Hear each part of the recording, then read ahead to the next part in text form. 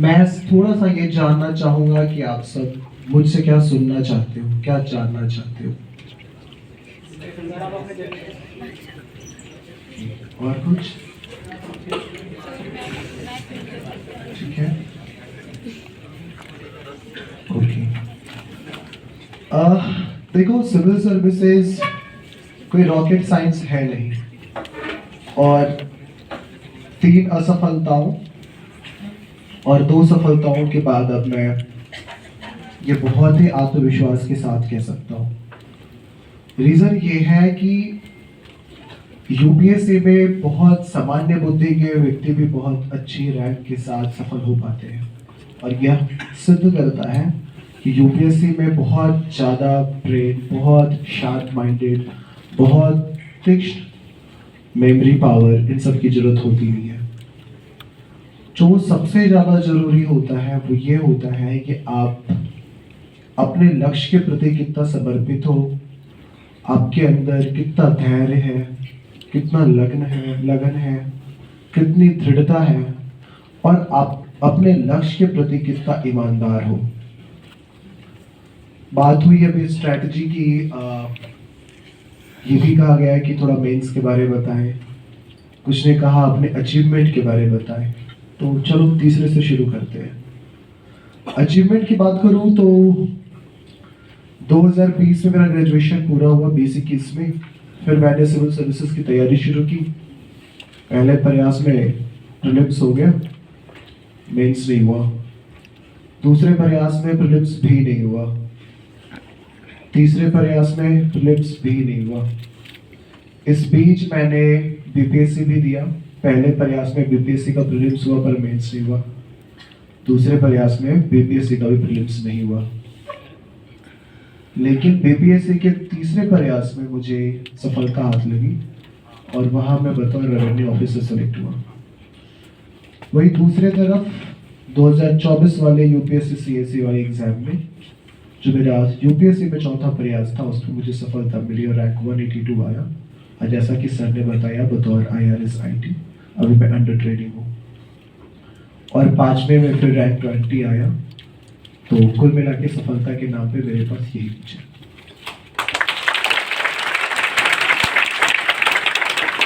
लेकिन इसको जिसे हम सफलता मान रहे हैं, वास्तव में वो सफलता नहीं है।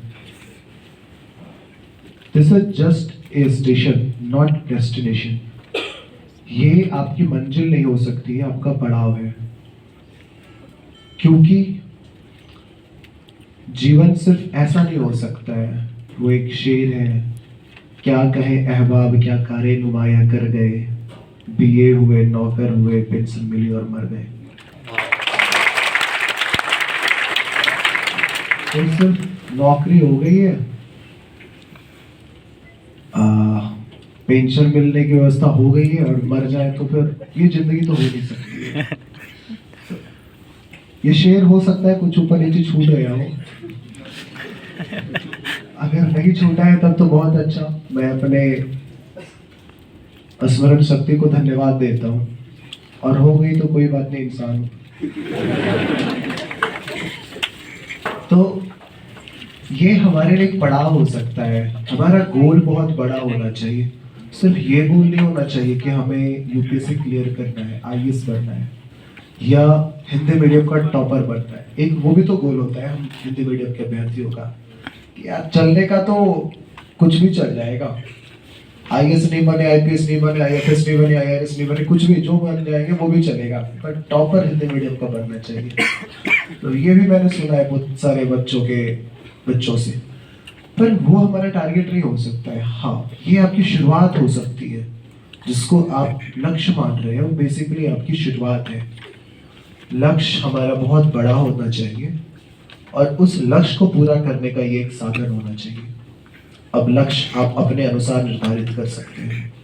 किसी का लक्ष्य राष्ट्र सेवा हो सकता है, किसी का लक्ष्य खुद की सेवा हो सकता है, किसी का लक्ष्य अपने माता पिता की सेवा हो सकता है। तो ये सब हो सकता है, बट ये हमारा शुरुआत है या हमारा पड़ाव है। तो सफलता के संबंध में मेरी ये बातें थी। अब स्ट्रैटेजी, मेंस, इन सब की बात करें तो यूपीएससी के बारे जैसा मैंने बताया कि इसमें बहुत सारे गुणों की जरूरत होती है, बहुत सारे वैल्यूज की जरूरत होती है, जिसमें perseverance, patience, dedication, hard work, ये सब बहुत है, इम्पोर्टेंट है। याद रखना कि सफलता का कोई शॉर्टकट नहीं होता है। ऐसा नहीं होता है कि 2 महीने में आप प्रीलिम्स क्लियर कर लोगे या 2 महीने में आप पूरा यूपीएससी क्लियर कर लोगे। बहुत सारे यूट्यूब पे वीडियोस मिल जाएंगे थंबनेल का, 8 दिन में करे लक्ष्मीकांत पूरा। तो पूरा तो हो सकता है, ऐसा है नहीं, पर वो पूरा होगा, आप अधूरे रह जाओगे। सो ऐसे थंबनेल या ऐसे जो शॉर्टकट वाले तरीके होते हैं, आप अगर उम्मीद करते हैं कि इससे आपकी यूपीएससी की जर्नी पूरी हो जाएगी, तो इस पे मुझे बहुत आशंका है। आपको हार्ड वर्क, एक सही प्लानिंग की बहुत ज़्यादा ज़रूरत होगी, और अगर ये सब कुछ अगर सही मार्गदर्शन में होता है तो ये सर्वोत्तम हो सकता है। जो आपको ज़रूरत है उसकी पूर्ति हो रही है। हम कई बार बहुत इम्प्रैक्टिकल सा स्ट्रैटेजी बनाते हैं। सुबह 6:18 में पढ़ने बैठेंगे, 8:29 में 21 में उठ जाएंगे, फिर 8:42 में बैठ जाएंगे। दिन में कम से कम 18 घंटा तो पढ़ना ही है। अच्छा, कुछ लोग ऐसे भी होते हैं, वो कहते हैं मैं तो मैक्सिमम 45 मिनट पढ़ता ही था दिन में, फिर भी होगा। हमें इन दोनों एक्सट्रीम्स से बचना है। 8 से 10 घंटे की लगातार मेहनत, और 10 घंटे मैं कह रहा हूँ नॉर्मल कोर्स में नहीं, नॉर्मल कोर्स में 8 घंटे बहुत है। एग्जाम से कुछ समय पहले आप अगर 10 घंटा, हो सकता है भी 11-12 भी कर लो, बट अगर ऑन एन एवरेज आप 8 से 10 घंटे की पढ़ाई कर रहे हो तो आप सही तरीके से पढ़ रहे हो। ये पूरी तैयारी कम से कम 1.5 से 2 साल की समर्पित समय तो मांगती है। कम से कम 1.5 से 2 साल आपको बहुत अच्छे से मेहनत करना होगा। हो सकता है कि कुछ लोगों का सिलेबस 1 साल में पूरा हो जाए, बिकॉज सिलेबस कंप्लीट करना, आपके प्रेपरेशन का स्तर बहुत सारे दूसरे फैक्टर्स पर भी डिपेंड करता है। आपका बैकग्राउंड क्या रहा था, आपका अप्रोच कैसा रहता है, आपकी स्ट्रैटेजी कैसी रहती है, आपका माइंड सेट कैसा रहता है, आपका माइंड कैसा होता है, इन सब चीज़ों पे डिपेंड करता है। बट जनरल लोगों के लिए, आम लोगों के लिए 1.5 से 2 साल की समर्पित मेहनत, 8 से 10 घंटा रोज पढ़ना पर्याप्त होगा। सो अगर आप ऐसे थंबनेल या ऐसे इंसान के चक्कर में पड़ते हो जो कहते हैं कि करे 2 महीने में यूपीएससी पास, आप उनको पास करके आगे बढ़ जाओ। दूसरी बात है कि सफलताएं असफलताएं इस पूरी जर्नी का अहम हिस्सा है, पार्ट एंड पार्शियल है। अगर आप किसी बड़ी चीज को पाना चाहते हो तो इसमें किसी बड़े चीज को खोना अपने आप में निहित है। अगर आप सफल होना चाहते हो तो असफलता का मिलना बहुत स्वाभाविक है। जरूरी नहीं है कि आप हर बार बड़े चीज को पाने में बड़े चीजों को खो दोगे या छोटी चीज को खो दोगे, या सफल होने से पहले आपको असफल होना पड़ेगा, ऐसा बिल्कुल जरूरी नहीं है। बट सामान्य रूप से होता है और हमें इसके लिए मेंटली प्रिपेयर्ड होना चाहिए।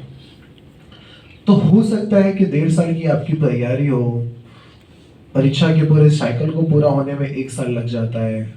हो सकता है पहले प्रयास में सफलता ना मिले, फिर दूसरा प्रयास। तो इस पूरी जर्नी में खुद को मोटिवेटेड रखना बहुत जरूरी है। एंड याद रखना कि ये मोटिवेशन अंदर से आना चाहिए।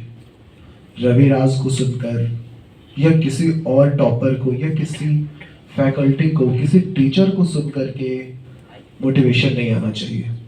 यूट्यूब पे बहुत सारे वीडियोस मिल जाएंगे मोटिवेशनल स्पीकर के, पर वो बस बलून में जो हवा डाली जाती है उसके समान होते हैं। आज मोटिवेट होंगे सुन करके। मतलब मैं तो अभी मोटिवेट हुआ, आधे घंटे बाद डिमोटिवेट फिर से हो जाता था। आप लोग शायद एक दिन बाद होंगे। पर आप जब अगर अंदर से मोटिवेटेड होंगे, सेल्फ मोटिवेटेड होंगे, तो वो मोटिवेशन लंबे समय तक चलता है। हाँ, हो सकता है कि कुछ लो पॉइंट्स मिले, आपको सेल्फ डाउट का सामना करना पड़े, बट कुछ समय के लिए होता है, क्षणिक आवेश होता है वो। मूल रूप से आप मोटिवेटेड रहते हो। और याद रखना कि अगर महीने में आप 25 दिन अच्छे से पढ़ाई कर ले रहे हो मोटिवेटेड रह करके, तो बहुत है। 4-5 दिन तो वैसे भी बनता है। वो एक क्या उसको बोलते हैं, चीट डे। हालांकि चीट डे तो खुद से ही चीट कर रहे होते हैं, बट चलेगा, इतना चल सकता है। क्योंकि